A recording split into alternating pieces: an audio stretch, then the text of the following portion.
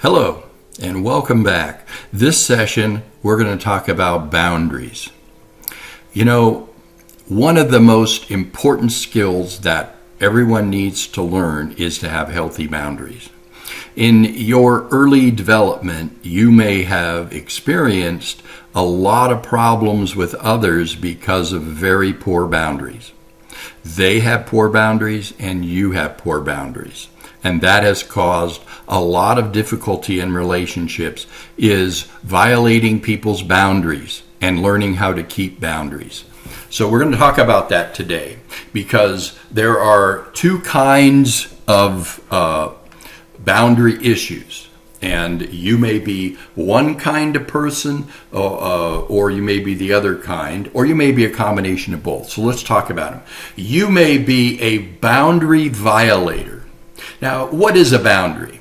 A boundary, I want you to think of it as you have a house, okay? And in that house, you have doors that separate rooms. And you also have doors on the outside of that house. And then you may have a fence in your yard, and you may then have the outside world all around you. Okay? Every single door, every single fence, every single wall is a boundary. It's meant to separate things from each other. The closer, if you are the house, and inside that house you have areas that you can let people into. You can let them into your work life. You can let them into your private life. You can let them into your very personal life and live with them. Or you can just casually meet them on the street. All of those are boundary issues. They are all walls or separations that you have with other people. Okay? That's one of the things we see about children, is that they don't have good boundaries. You know, they walk up to a stranger and they say hello, and they're friends with a stranger and they don't know it.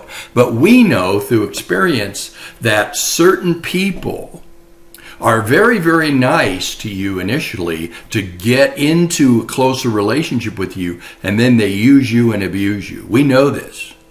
And so as we get older, we may have experienced that on many different levels. They are boundary violators. Okay? So a lot of us have poor relationships because we've had people violate our boundaries, and we don't know how to gain the skill to stop it. We don't know how to deal with it. And some people are so good at boundary violations, so abusive, so harmful, so causing fear. They use blackmail, they use rejection, they use everything they can to violate your boundaries. And if you don't have the skills inside of yourself to push back on that, then that gives them the idea that they can keep violating your boundaries. And so it's very important that you learn to set boundaries with people, okay? Especially with outside people. Now, the other side of that is if you are a boundary violator and you're having trouble with relationships, people are wanting to stay away from you, they are wanting to get out of your life or reject you or not talk with you, then it's all likelihood that you're a boundary violator and you don't know it. And you may not have the skills yet to learn the impact that is having on others, or you don't care. Now, the reason people are boundary violators is about control. In many people's lives growing up, they don't have control. They are harmed and hurt by people who violate their boundaries, who do things and harm them and use them and abuse them. And the result is they are fearful of being out of control of situations. So the reaction is to then start controlling your life, controlling people, controlling how they think, and finding people in your life that you can control, and having relationships based on control. Well, eventually, if you control every aspect of someone's life, what begins to happen is they don't have any freedom. they begin to question whether you're healthy to be around, and they start to isolate or move away from you and even reject you. So if you are a boundary violator, the messages everyone is giving you is stop. Learn the skills of when someone puts up a boundary, you respect it. You don't violate it. So how do we violate people's boundaries? We violate people's boundaries the way we talk to them. If I'm saying things to you that are harmful, hurtful, criticizing, finding faults, pointing them out, and making you feel guilty and ashamed, then I'm a boundary violator.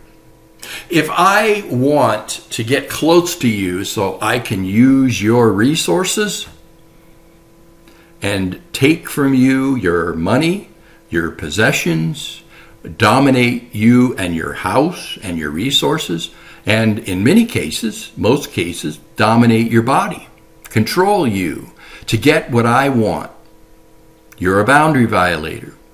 And the relationships you have with others, if that's based on that control issue, you have a problem.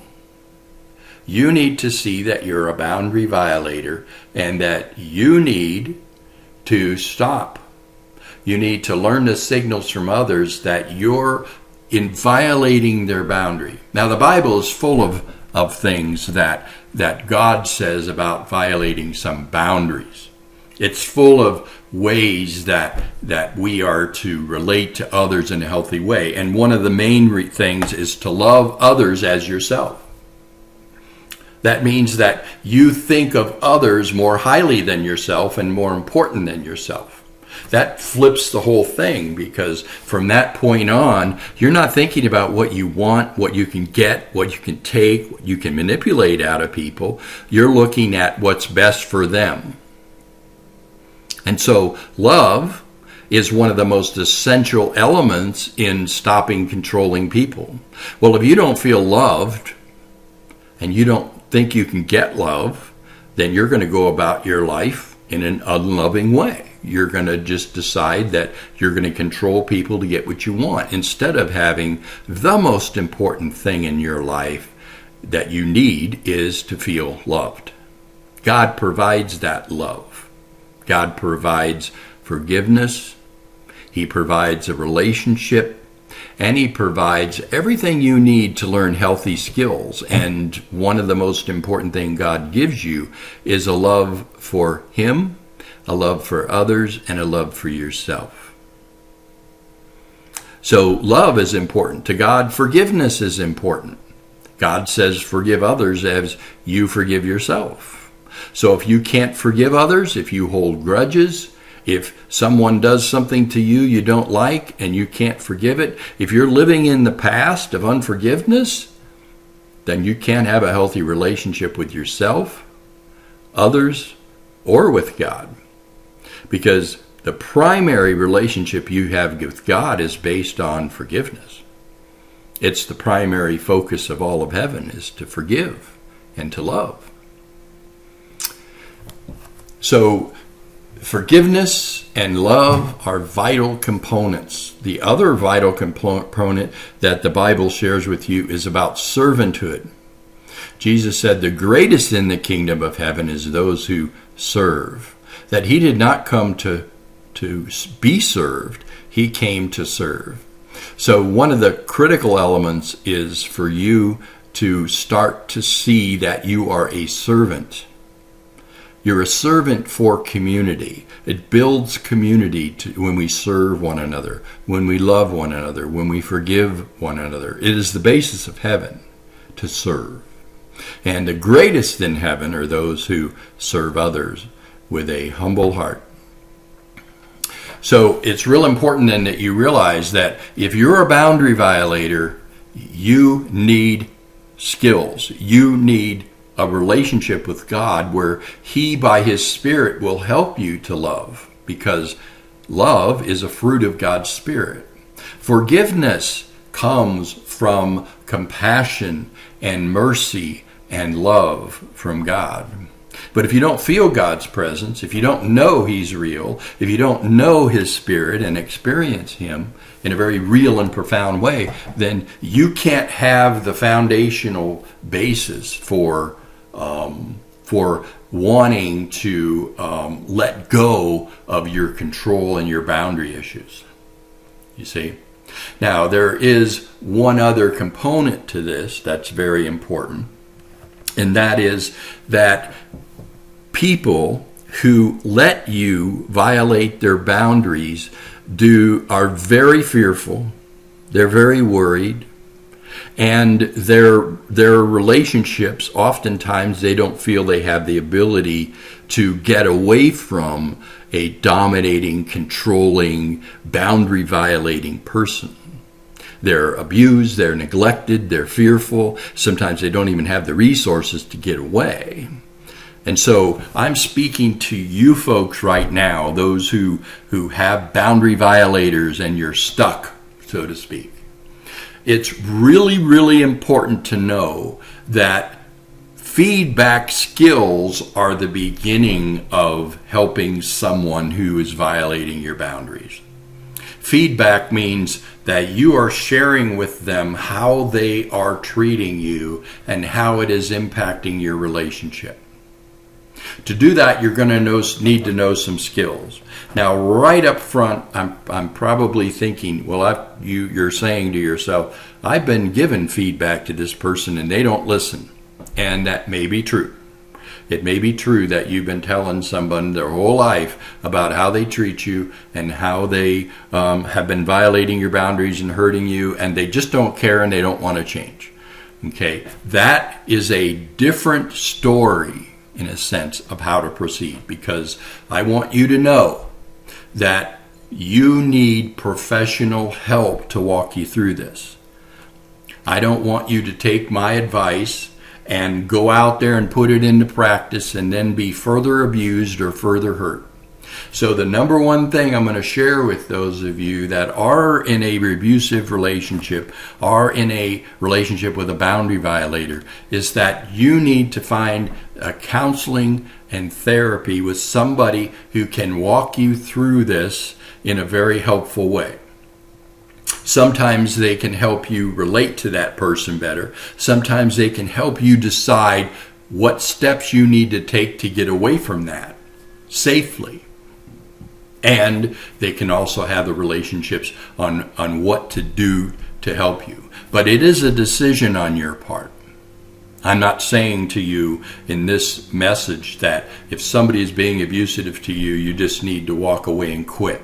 Because I don't know you, your circumstances, or anything like that. I don't know what you've tried in how to relate to them. I don't know what skills you have or abilities, and I don't know to what degree that other person will hurt you if you say and do things. So you need therapy and counseling. And I don't want you to do anything else with that. If you're fearful of being harmed or hurt, or you need to go to a therapist and a counselor. For those of us who believe that they have the opportunity to give feedback safely and not be afraid of retaliation or harm, then the feedback skills that I'm going to share with you in another video is a way that you can relate to someone in a very healthy way and apply reasonable consequences to them, consequences that will get them to think and change their behavior. And it's also a skill you can learn in relating to your children. Relating as a parent to your child, teaching them good, healthy boundaries, good, healthy relationship skills is really important for their future. And in order to do that, you need to know how to give good feedback to your children. Otherwise, you will be an abuser. Otherwise, you will be controlling. And so that's going to be very important. The other thing that's going to be very important is for you to understand your own personal issues that you have as a result of your childhood. Sometimes we need therapy to unravel that. But really the simplest way is to say to yourself, okay, what kind of a person am I? Am I a boundary violator? Do I try to control people? Do I get angry when things don't go my way? Then in all likelihood, you do violate people's boundaries and you do have control issues. And so you need to acknowledge that what's affecting your relationship with others is your control issues. The other way a person can be is that you give up your boundaries right away. You give them up easily. Someone you get to know and like, you want to like them so much, you want them to like you and love you, that you give up your boundaries. You give everything up. You give your resources, you give your body, you let them abuse you, let them neglect you, you do what they tell you, you give up your will. Okay, that's another reaction in fear that is from your past, that once you acknowledge that, then you have the opportunity to practice skills of setting boundaries. But you need help to do that. You might need a therapist or counselor to do that. Some of the things I'll share with you are the basic things that are assuming that as a result of your own decisions, you can say, I'll try that. And I think I can do it without being harmed. I think I can do it and feel comfortable. I may feel uncomfortable about it, but I'm not afraid of retaliation or something that is going to harm me. Okay, so you can begin to practice setting healthy boundaries, giving proper feedback, learning to say no, or learning to say in a certain way, no, I don't have time for that, or I'm not willing to do that. Okay. Sometimes you give yourself up to everybody else and you neglect yourself.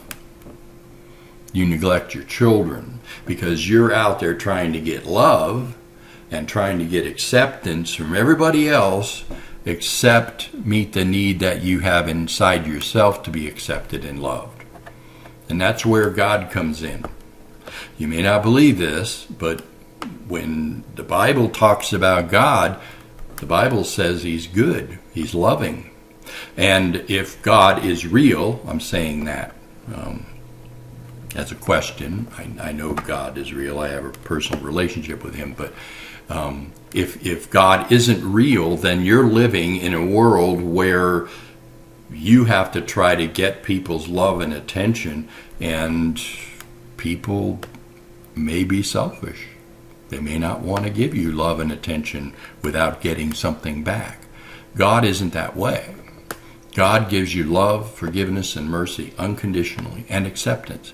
And he allows you to be adopted into his family and be a part of a family of God, learning and growing to have good and healthy relationships. Is the church perfect? Nope.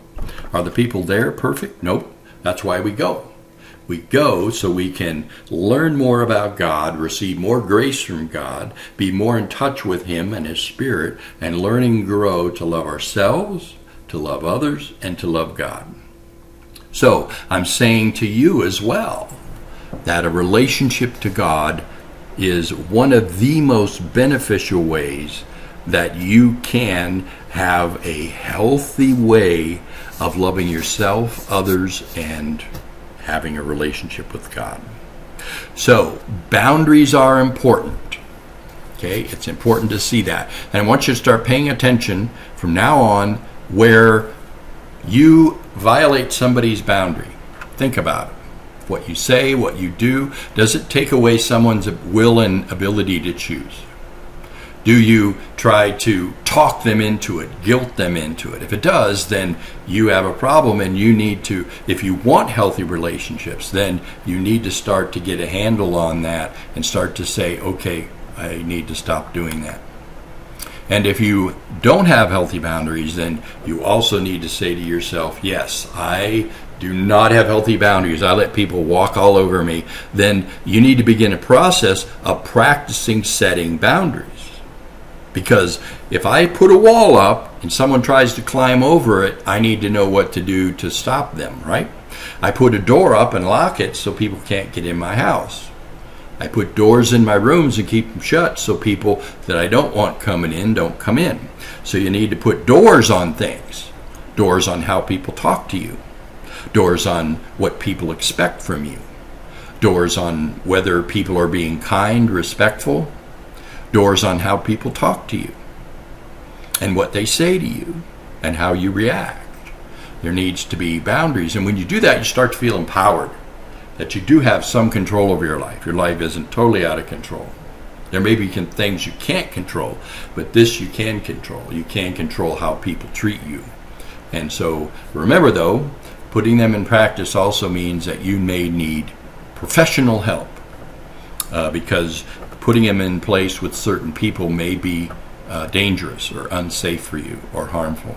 So get help if you need it. All right, our next video, I'm going to talk about anger, because anger is the fundamental outcome of not having boundaries and not having boundaries and not being and violating people's boundaries. Anger is next, and it is the one thing that will signal to you whether your boundaries, you need some work on your boundaries. So see you next video.